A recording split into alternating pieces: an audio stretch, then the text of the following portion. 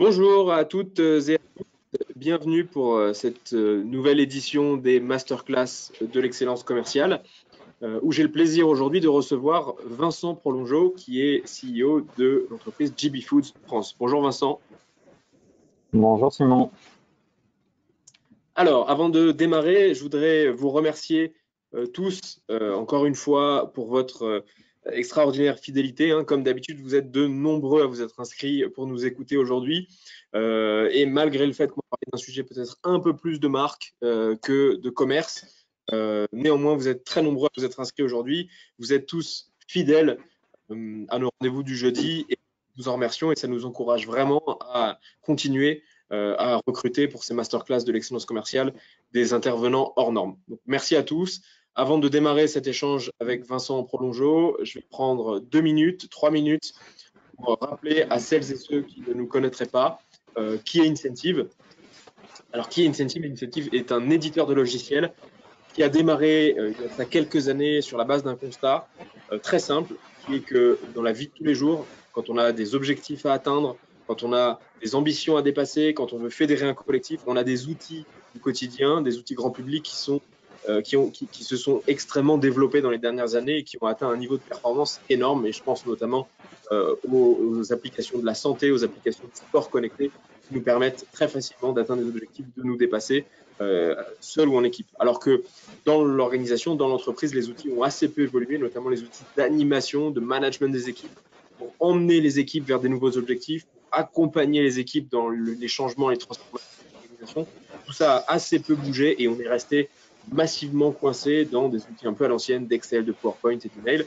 C'est pour ça qu'on a créé Incentive, pour transposer dans l'univers de l'entreprise ces codes de l'application de grand public, et notamment pour aider le management de proximité à accompagner les équipes, en particulier les équipes commerciales, vers plus de performance, vers l'atteinte de nouveaux objectifs, et notamment dans des phases de transformation profonde comme celle que l'on vit en ce moment. Et on sait qu'en particulier, cette année 2020 a accéléré le rythme des transformations et on a parmi nos clients beaucoup de cas de clients qui doivent déployer de nouveaux outils type CRM, ERP, outils de marketing automation et qui doivent les faire adopter aux équipes, des clients qui doivent déployer de nouvelles méthodologies de vente et qui doivent très rapidement faire adopter de nouveaux objectifs aux équipes, notamment avec la vente à distance, des clients qui transforment en profondeur leur management, notamment une transition d'un management de proximité très contrôlant, descendant vers un management de proximité plus collaboratif, participatif, du manager coach. Toutes ces initiatives-là, nos clients les déploient et accélèrent leur adoption sur le terrain grâce notamment à l'application Incentive.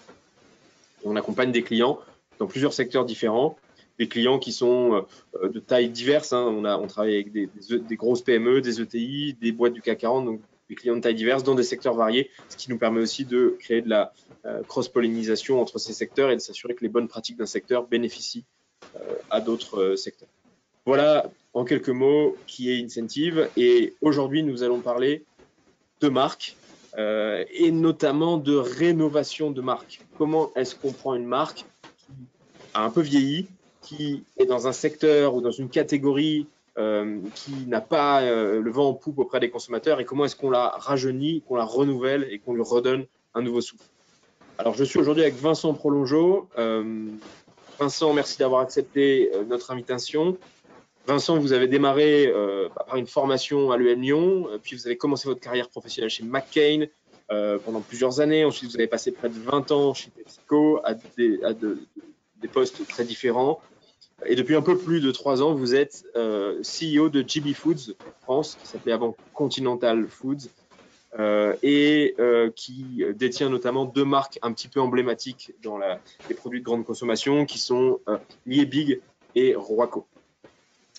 Alors Vincent, est-ce que vous pouvez nous en dire un petit peu plus déjà pour démarrer sur l'organisation de GB Foods France et puis votre rôle au sein de cette organisation? Oui, merci de m'avoir invité et merci à tous ceux qui participent à ce webinaire. je dirais pour présenter GB Food France, GB Food qui n'est pas très connu en France, il faut reconnaître, nos marques sont plus connues que le groupe. C'est sans doute lié au fait que ces marques sont passées entre les mains de pas mal d'actionnaires, en commençant par Danone, puis Campbell, puis par un fonds d'investissement de façon plus récente. Et puis enfin GB Food, donc ce groupe espagnol qui n'était pas présent en France avant cette acquisition. Donc voilà, c'est un groupe européen qui pèse à peu près 1,2 milliard et qui est en forte croissance et qui m'a, quand il nous a racheté, bluffé par son professionnalisme pour, je dirais, sa taille. Voilà ce qui est en tout cas GB Food. Donc les marques, ce ne sont que cela, je dirais, Liebig et Royco, et que vous avez décrit, ça n'est pas totalement faux, comme des marques, soit on peut dire qu'elles sont vieillissantes, soit on peut dire qu'elles sont patrimoniales. C'est deux façons de voir le verre à moitié plein ou à moitié vide. Ça fait longtemps qu'elles sont là en tout cas. Et notre problématique majeure est qu'on est sur une catégorie qui, contrairement à ce qu'un certain nombre de gens croient peut-être, la soupe n'est pas une catégorie, et ceci depuis 10 ans, qui est en croissance. Okay. Donc, justement, est-ce que vous pouvez nous décrire la situation, notamment pour la marque Liebig, lorsque vous êtes arrivé chez GB Food il y a 3 ans, et aujourd'hui, comment est-ce que ça a évolué? Alors, quand je suis arrivé, je dirais, je suis arrivé dans le cadre d'un vieillissement de marque, c'est-à-dire une décroissance, une perte de pénétration, je dirais le cercle vicieux que certaines marques connaissent et qui touche pas mal de marques perçues comme industrielles. C'est ça le problème majeur. Quand vous êtes bien installé dans le paysage français, quelque part, vous êtes vite taxé d'être une marque industrielle, c'est-à-dire éloignée du homemade, éloignée de produits faits maison. Et quand vous êtes sur une catégorie comme celle-là qui offre facilement la possibilité d'être faite à la maison, eh bien, je dirais, l'image est encore plus compliquée à défendre. C'est un produit traditionnel, je dirais la soupe, mais je dirais qu'il tombe du mauvais côté du traditionnel. Ça a un petit côté, outre le fait que ce produit est parfois a été perçu dans nos enfances, à chacun d'entre nous, comme étant un peu punitif. Si tu n'es pas sage, tu mangeras de la soupe. Forcément, il faut un peu ramer après pour souligner toutes les qualités nutritionnelles. Mais au-delà de ça, on pâtit, je dirais, de 2 éléments de tendance de fond qu'il faut réussir à contrer, en plus de cette image industrielle. C'est la déstructuration des repas, qui touche beaucoup de catégories. Je l'avais aussi touché dans mon passage de Danone que vous n'aviez pas souligné, mais effectivement aussi sur, je dirais, les 2 extrêmes des repas ont tendance à disparaître un peu, le côté dessert ou le côté entrée. Et quand vous êtes sur de la soupe et que vous occupez une place importante, c'est compliqué. Et là, vous avez des raisons sociologiques profondes qui constituent des vents contraires. Et puis le deuxième élément, c'est le réchauffement climatique. La soupe en France se consomme quand il fait gris et qu'il pleut et qu'il fait froid. Donc, je dirais, la semaine devrait être excellente. Donc, vous n'êtes pas sans savoir que la tendance est plutôt au réchauffement, la tendance est à la remontée des températures. Donc, voilà, c'est des éléments structurels et des éléments conjoncturels qui ont accéléré une tendance de fond. Donc, voilà, une déconsommation qu'il faut savoir inverser, tout spécialement sur les plus jeunes cibles, et je dirais les 25-45, donc si on considère que c'est une jeunesse acceptable, 25-45 a tendance à déconsommer par rapport aux plus de 45. Donc on sent que la catégorie vraiment n'a pas le vent en poupe, hein. Il y a énormément de facteurs sociétaux, conjecturels qui font que c'est pas la catégorie la plus porteuse. Et aujourd'hui, par rapport à il y a 3 ans, comment est-ce que la position de Liebig dans cette catégorie s'est transformée? Alors, je dirais que l'élément fondamental, d'abord, il faut croire, et je le crois, que les fondamentaux de cette catégorie sont bons. Pourquoi? Pour 2 raisons. Parce que d'abord, d'un point de vue nutritionnel, elle est excellente. Et je dirais, on nous bassine les oreilles partout sur le fait qu'il faut mieux manger, sur le fait qu'il faut manger plus sain, il faut manger plus de légumes, plus de fruits, plus... Bon, eh bien, nous avons une catégorie qui permet aux consommateurs de mettre en cohérence, ce qui n'est pas toujours évident, ses déclarations et ses actes. Donc je dirais, si vous faites appel à la dimension motivation intellectuelle, il n'y a aucun souci, cette catégorie est plébiscitée. C'est quand on passe sur le côté comportemental, et c'est tout l'enjeu du marketing que de réussir à faire ce pont, eh bien c'est parfois plus compliqué. Donc je dirais, il y a cet élément de fond, c'est que c'est une catégorie qui est bonne d'un point de vue nutritionnel, mais faut-il encore le rappeler, qui s'inscrit dans ce que beaucoup de gens déclarent vouloir faire, et qui plus est, il ne faut pas l'oublier aussi, c'est un plat qui peut être un plat principal qui n'est pas cher. C'est-à-dire quand vous prenez, je dirais, et c'est particulièrement vrai actuellement, où on a tendance à nous parler beaucoup de crise, eh bien, je dirais, c'est un produit très populaire. C'est du reste un produit qui a 95% de pénétration au total et qui en a 60%, je dirais, sous forme prête à consommer. Donc c'est une catégorie pilier quand même de la nourriture. Donc le problème, il est de continuer à activer, d'augmenter la fréquence d'achat, de l'inscrire davantage dans des habitudes de consommation. Et puis, je dirais, on nous dit souvent, oui, mais c'est bien meilleur, ma soupe maison est bien meilleure que vos soupes préparées. Et je ne vais pas rentrer dans le débat de savoir qui a raison ou qui a tort.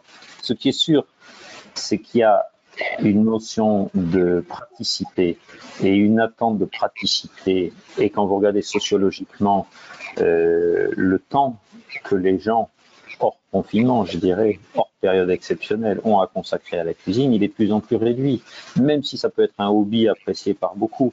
Mais je dirais le travail des femmes, le fait que le travail féminin, l'augmentation est aussi un élément porteur. Donc je dirais santé, style de vie sont des éléments indéniables. Il faut réussir à les positiver. Et ça a été ça tout l'enjeu, réussir à convaincre le consommateur de regarder tous les bénéfices. Et on n'est absolument pas en concurrence avec le fait maison. On est en concurrence avec l'abandon de la consommation de soupe au total et la substitution qui se fait sur d'autres plats, d'autres offres alimentaires. Et puis je dirais peut-être un dernier élément catégoriel, c'est vrai que quand vous allez dans un linéaire soupe et que vous avez ce mur de briques, au sens briques Tetra Pak, je veux dire, eh bien ça dénote pas une notion de qualité.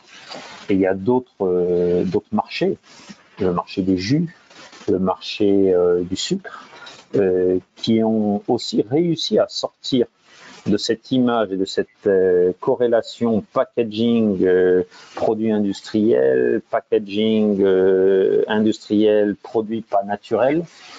Et ça a été un des enjeux de rénover par l'image perçue, et puis aussi par la formulation produit et par ce qu'on appelle le clean label, qui est quelque chose qui est de plus en plus attendu, et d'autant plus sur ce genre de produit. Ok. Alors, justement, est-ce que vous pouvez nous décrire les principaux axes de cette transformation que vous avez menée depuis 3 ans pour relancer, redynamiser, rénover la marque Liebig? Alors, je dirais qu'il y a une partie classique et une partie humaine. La partie classique produit, ça a été à base d'innovation. Donc globalement, nous avons, comme je l'évoquais, enlevé tout ce qui pouvait être perçu comme non naturel, des arômes artificiels, évidemment sans engrais, sans conservateurs, sans colorants, sans additifs.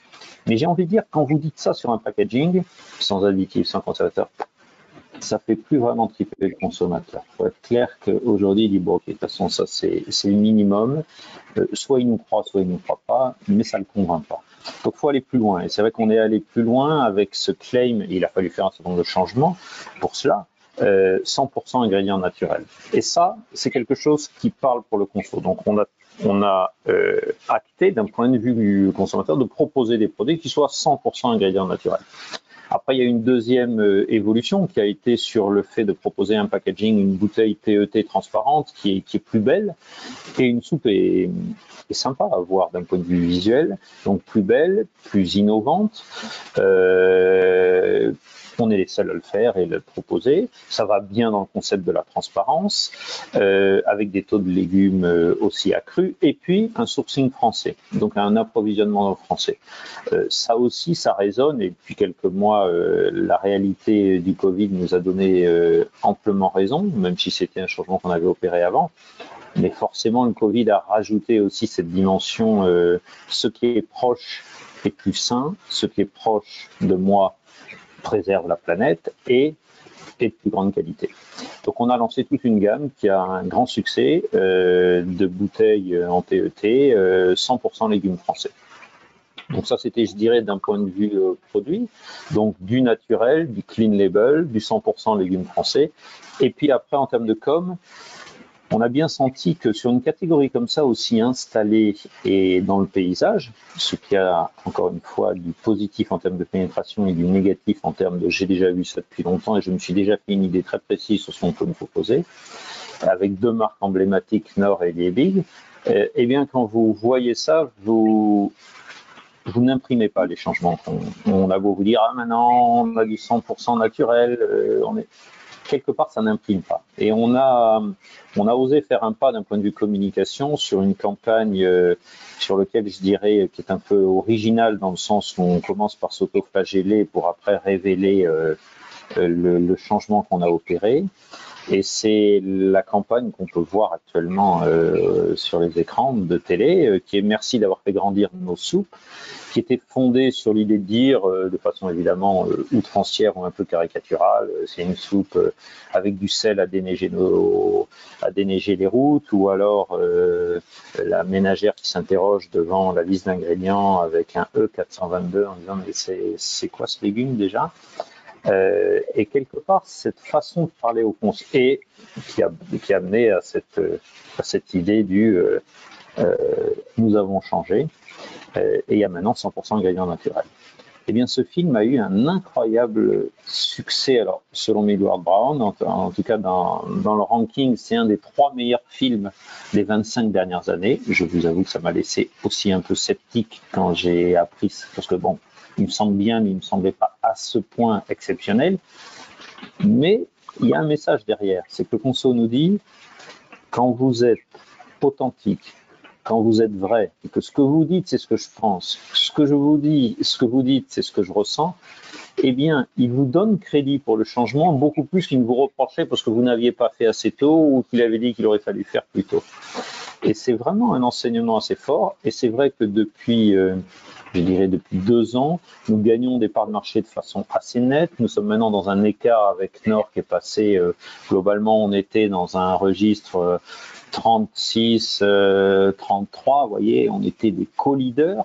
Aujourd'hui, on est 27-44, donc on n'est plus des co-leaders. Nous sommes des leaders, ils sont les challengers. Cet écart s'est vraiment accru d'une manière substantielle. Et je dirais, ça c'est toute la partie produit, mix produit, qui a l'air de bien résonner pour le consommateur. Et puis il y a l'aspect people aussi, l'aspect transformation de l'organisation, transformation de la façon de travailler, la façon de porter la catégorie en interne et vers l'externe. Mais il faut d'abord convaincre tous ses collaborateurs, redonner confiance. Quand vous n'arrêtez pas de ramer contre le courant, c'est compliqué dans une organisation. Quand vous êtes dans une décroissance catégorielle et puis vous avez la grande distribution qui accentue ces mouvements, parce que souvent, la grande distribution, elle pousse ce qui se développe et elle restreint ce qui décroît. Donc, par définition, quand on vous diminue le linéaire, quand on vous diminue le nombre de références, ça a tendance à accroître encore les phénomènes, ou à l'inverse, où on vous donne moins de tract, on vous donne... Et ces phénomènes d'accélération, il faut savoir rompre ces spirales. Et ces spirales, il faut le savoir rompre par une offre pertinente, mais il faut aussi savoir le rompre en interne, en disant, on peut à nouveau y croire. Et on peut à nouveau être fier de nos produits. On a fait des changements, on est en train de montrer la voie, on est en train de réformer, on est en train de jouer notre rôle de leader catégoriel. Et forcément, quand vous gagnez des parts de marché et que la catégorie se reste, l'effet cumulatif des deux est assez violent et le retournement est violent. Donc ça aide aussi évidemment à faire adhérer. Ok, et justement, cette stratégie qui est basée aussi sur l'autocritique, j'imagine que par moment, elle n'a pas été facile à encaisser par les équipes en interne. Quand on est déjà dans une catégorie qui est pas au beau fixe, qu'en plus, la stratégie de com a plutôt tendance à critiquer le produit, comment est-ce que c'est reçu par les équipes en interne et qu'est-ce que vous avez mis en œuvre pour vos équipes, et notamment aussi vos équipes commerciales qui doivent représenter le produit à l'extérieur, vos managers de proximité, comment est-ce que vous avez fait pour que ce message-là soit accepté et soit perçu comme quelque chose de positif? Alors vous avez raison. Et je dirais quand vous dites l'interne, il y a l'interne, je dirais en dessous et l'interne au-dessus. L'interne en dessous, j'ai envie de dire, dans toutes les équipes, c'est l'humour qui est une forme aussi quand même de façon de convaincre. Et il faut pas négliger le fait que l'humour est un bon moyen de faire adhérer et de dédramatiser. Et quand ce que vous dites en plus correspond à ce qu'ils pensent, parce que l'interne est aussi fait de consommateurs qui ont leur opinion, bah c'est plus facile. C'est-à-dire que vous êtes au moins sur un terreau sur lequel il dit bon, t'as raison, mais ça peut être dangereux. Donc pourquoi est-ce que c'est plus facile aussi d'accepter des prises de risques, entre guillemets, en interne? Parce que quand vous êtes dans une tendance négative, la perspective de changer, de renverser la table est plus facile quand même à admettre. Au niveau de l'actionnaire et au niveau du dessus, je dirais, c'est pas évident. C'est pas évident, je vous l'avoue, surtout quand vous venez d'être acheté, proposer d'aller investir quelques millions de pubs pour expliquer qu'on a été mauvais, mais on est vachement mieux, c'est compliqué. Donc pour ça, eh ben, on a recours à des études, heureusement. Et parfois, les études, on sait ne pas les écouter, mais quand elles vont dans le bon sens, on sait aussi les écouter. Donc c'est ce qui s'est passé. C'est comme je vous ai dit, ces résultats étaient remarquables, donc ça interpelle. Et quand vous êtes sur quand d'un côté on vous dit bah ta mission c'est de retourner une catégorie, quand vous dites bah là j'ai un outil qui semble en tout cas imprimer au niveau conso et faire la différence, c'est plus facile de faire accepter ce risque. Donc je dirais il y a eu un peu un acte de foi, mais encore une fois conforté par les études rassurantes à ce niveau-là. Et puis après, je dirais que quand vous faites une transformation pour aller vers du mieux, c'est beaucoup plus facile de regarder derrière parce que c'est derrière et de se dire bon ok, peut-être on aurait pu faire mieux en son temps, mais aujourd'hui, est-ce que la plateforme elle est pertinente? Et là, c'était unanime. Ok. Est-ce qu'il y a des outils que vous avez utilisés, que vous avez déployés et qui ont été précieux dans la réussite de cette transformation?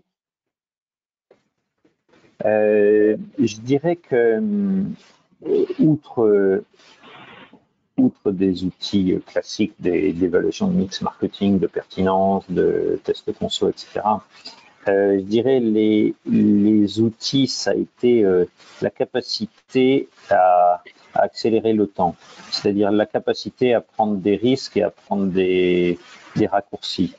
Ça peut sembler banal, mais faire un PET, mettre de la soupe dans un PET en ambiant en Europe, personne ne sait le faire. Donc il fallait qu'on soit pionnier à ce niveau-là. Donc là, j'ai actionné aussi des copackers que je connaissais du monde de mes expériences passées, prendre ce risque ensemble pour avancer. Donc c'est pas vraiment des outils, si ce n'est une prise de risque partagée, un sens du partenariat, le fait d'accepter que tout va pas marcher idéalement, mais que on est ensemble et que la route dans laquelle on va fait du sens d'un point de vue conso. Donc être très clair sur les attentes conso, sur la stratégie mise en place, et puis après, je dirais, c'est plus qu'un outil, c'est un mindset qui est une certaine mentalité guerrière et puis une solidarité. Voilà, je dirais. Après, au niveau de la force de vente, qui peut-être aussi va parler à la population qui peut nous écouter, je dirais qu'il y a aussi eu une nécessité de recadrer un peu le travail de la force de vente. J'ai envie de dire, nous avions sans doute tendance à trop faire le boulot de la distribution. C'est quelque chose qui nous demande assez fréquemment, d'aller faire le travail là où ils coupent, d'avoir de la main-d'œuvre là où ils n'en ont plus, et finalement d'aller faire un travail de mise en rayon, de réimplantation, voilà, qui, je dirais, peut se concevoir dans une certaine mesure, mais il faut savoir l'encadrer. Donc, je pense que notre force de vente était beaucoup dans ce service-là. Il fallait peut-être un peu recadrer. Et puis, à l'inverse, nous avons face à nous Unilever, qui est, je dirais, une organisation beaucoup plus impressionnante que nous, beaucoup plus forte, beaucoup plus puissante, beaucoup plus nombreuse, et qui a cette capacité à avoir un esprit commando, un esprit un peu mercenaire aussi, une capacité à l'exécution promo, à ses temps forts, à ce côté machine bulldozer des grands groupes, que nous n'avons pas dans une boîte de notre taille. Et je dirais peut-être donner un côté plus guerrier à nos vendeurs. Et pour ça, un guerrier, il part au combat quand il a l'impression d'avoir des armes solides. Et c'est là où la boucle est bouclée. S'ils ont l'impression d'avoir des moyens publicitaires qui tiennent la route, des innos qui sont pertinentes, une volonté très claire de la direction de les accompagner, ça a tendance à mobiliser les énergies. Et ça a été aussi une transformation essentielle. Super. Alors, je vois l'heure qui tourne. On va pas tarder à conclure cet échange pour passer aux questions du public. Alors, si vous avez des questions, vous qui nous écoutez, n'hésitez pas. Il y a un petit module de questions dans lequel vous pouvez les poser. On a aujourd'hui beaucoup de dirigeants qui nous écoutent, dirigeants, managers. Après avoir entrepris et mené à bien une telle transformation à la fois d'entreprise mais également de marque, donc vraiment de visage de l'entreprise, quelles sont les recommandations que vous donneriez à un dirigeant ou à un manager qui doit entreprendre ce genre de transformation de fond et quels sont au contraire les écueils à éviter? Alors d'abord, je ne vais pas me positionner comme quelqu'un qui peut donner des leçons. Je peux juste essayer de dire que le chemin est tortueux, forcément. C'est-à-dire que quand vous êtes, et objectivement, je vous en parle, alors tous les chiffres que j'ai donnés sont exacts, c'est vrai qu'aussi on est reparti en croissance, on a une catégorie qui est aussi repartie en croissance, donc c'est vrai ce que je vous dis, mais en même temps c'est pas du tout linéaire. Donc je dirais, il faut être bien préparé sur le fait qu'une transformation catégorielle ça prend du temps parce qu'on touche au comportement du conso. Donc je dirais le plus simple c'est d'être meilleur que son concurrent. C'est ce qu'on a réussi à faire, mais c'est le plus simple. Faire bouger les consommateurs, ça prend plus de temps. Donc, le premier conseil que je dirais, c'est être clair vis-à-vis de ses actionnaires ou vis-à-vis de ses décideurs sur le fait qu'une transformation, ça prend du temps. Au-delà de la qualité de l'exécution, au-delà de la justesse stratégique, il vaut mieux qu'elle soit présente, les deux, beaucoup l'exécution et un peu la justesse stratégique, il faut après avoir un minimum de temps, parce qu'après, il y a des aléas. Et je n'en ai pas manqué d'aléas négatifs aussi, sur lesquels on pourrait revenir, mais durant cette période. Donc, être résilient à ces aléas, inviter ses actionnaires à la patience parce qu'il en faut. Et puis après, il faut insuffler une forme d'énergie pour sortir du côté Calimero et se dire que même quand on n'a pas encore tout à fait réussi, on est sur la voie. Et il faut que l'organisation elle se mette dans le mode verre à moitié plein et pas verre à moitié vide, dans le mode si on va réussir, si c'est pas inévitable, si on peut faire différemment de ce qu'on a fait. Et ça, il y a un côté psychologique qui est assez fort. Donc, il ne faut pas négliger le fait d'expliquer, de célébrer les succès, de valoriser les réussites, même quand elles sont encore timides, même si elles ne sont encore que des promesses. Ok, alors je vais en profiter pour prendre une question du public qui est particulièrement pertinente et liée à ce que vous venez de dire. Est-ce que en votre qualité de CEO, quel a été votre impact personnel à vous pour créer ce déclic dans l'organisation? C'est une bonne question, il faut être humble sur ce qu'on fait et en même temps être lucide sur le fait qu'on a un vrai rôle. Je dirais que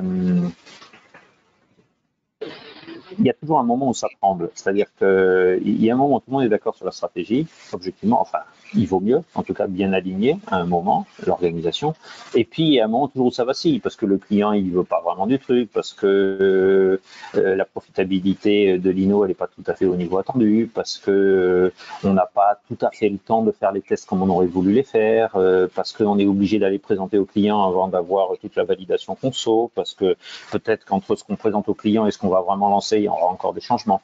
Et dans tous ces moments-là, je dirais qu'ils sont des moments normaux.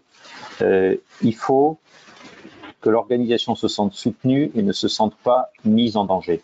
Parce que sinon, elle va tomber du côté frilosité. Et ça, c'est le pire, surtout quand vous êtes en retournement. Et donc, à ce titre, j'ai tenté de jouer mon rôle sur le fait de rassurer, d'insuffler de l'énergie, de positiver quand c'était compliqué, et puis de soutenir quand il y avait, parce qu'il y en a toujours dans les organisations, des gens qui sont, je dirais, les oiseaux de mauvais augure. Les gens qui, sous le prétexte de la prudence, du management plus prudent, va vous inviter à battre en retraite. Et c'est là, je crois, que le rôle de leader peut s'affirmer. Ok. Alors, on a une autre question sur la qualité d'exécution. Quelqu'un qui nous dit la qualité d'exécution est clé pour transformer la stratégie en succès sur le terrain, en GMS notamment, et c'est particulièrement vrai. Comment est-ce que vous mesurez la qualité de l'exécution commerciale mise en place par vos équipes? Ça, c'est des outils très classiques, j'ai envie de dire. Que vous soyez petite boîte ou grosse boîte, les critères sont toujours les mêmes. Et j'ai envie de dire, ce qui est intéressant du reste, c'est ce qui fait la différence entre une petite et une grosse, entre une petite et une moyenne boîte, c'est la capacité à se payer les outils de mesure. Donc, c'est ça qui fait la différence. Et pour être franc, je ne serais pas allé dans une boîte qui n'a pas les outils de mesure professionnels. Aller dans une boîte qui ne pèse pas 20, 70 milliards, comme quand j'étais chez PepsiCo, objectivement, on s'en aperçoit pas tous les jours si vous avez une certaine qualité autour de vous et si vous avez les outils professionnels. Donc, c'est vrai que mesurer, c'est les outils force de vente, c'est les outils Nielsen de tracking, conso, c'est aussi une certaine rigueur dans les études conso.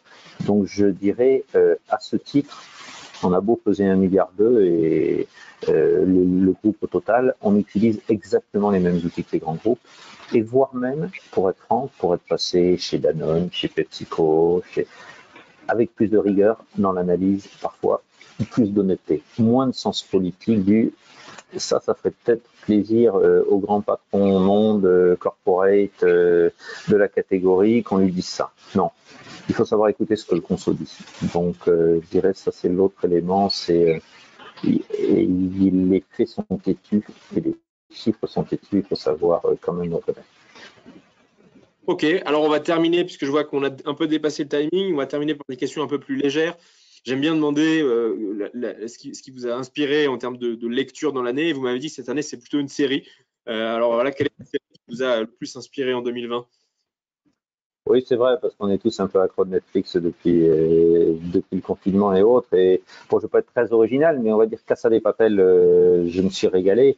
Et je trouve que ça résonne un tout petit peu avec la période où on a l'impression qu'un certain nombre de nos dirigeants ont trouvé une imprimante ou une imprimerie, et puis imprime les liquidités. Alors c'est peut-être une bonne solution, en tout cas ça, à court terme, ça semble être assez efficace quand même pour juguler la crise ou pour la masquer.